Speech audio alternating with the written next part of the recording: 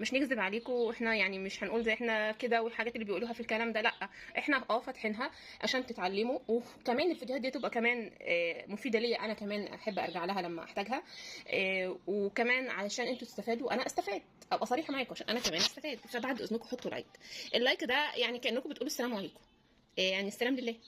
او في نفس الوقت هيعلي ريتش القناه بتاعتي، والقناه بتاعتي هتتشاف. كل ما يكتر اللايكات كل ما الفيديوهات بتاعتي هتتشاف. يعني انا بلاقي الفيديوهات جايبه 1000 و2000 و4000 و500 و100 و200 واللايك 10 5 3.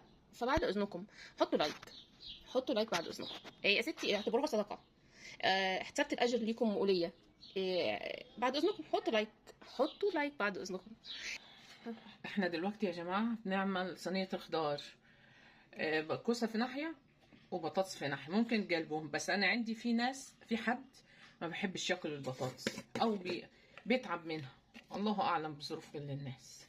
بنرش هنا ملح على كمون، وهنا برضو على الصلصة على الخلطة اللي احنا هنحطها. ماشي.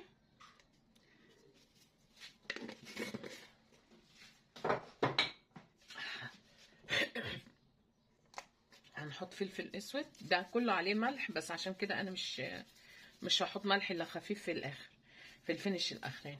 برضو على نفس الخلطة دي بصل وطماطم، حبيتين طماطم بس، ولو مش عايزه تحطي طماطم ما تحطيش، عايزه تحطي صلصه حطي اللي يريحك.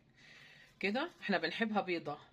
وده هنعمل، هوريكم دلوقتي حاجه يعني ايه، هيكل هنحشيه بتاع الفرخه، وازاي طلعت الهيكل دي من الفرخه او اشتريته من الراجل.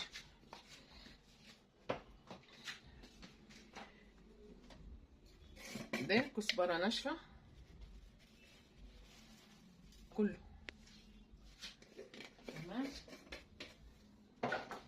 الهيكل ده هيكل اهو، انا متبلاه زي الفل ونضيف، متبلاه بالبصل ونضيف. هيكل مش عليه لحم خالص. انا بجيب الفرخه، باخد الوركين اعملهم على طبخه، واخد الصدر اعمله بانيه، اعمله شاورما، اعمله اي حاجه، وباخد بطلع الهيكل سليم بالتوب بتاع الفرخه كده، بالتوب بتاع الفرخه، عشان هقفل كده وهتنيه، علشان اقفل الفرخه من ورا، علشان هحشيها من جوه. الهيكل هحشيه. انتوا ممكن برضو تروحوا تشتروه من عند الفرارخي وتقولوا اللي عايزه هياكل مكفوله. باجي عند الحته البيضه الاخرانيه كده، واحاول اعمل حاس كده واكتمها علشان اقفل بيها الحته المفتوحه اللي ورا دي اللي انا هحشيها، وبعد كده اروح نازله التوب عليها. هوريكم دلوقتي وهوريكم في الشكل النهائي بعدين.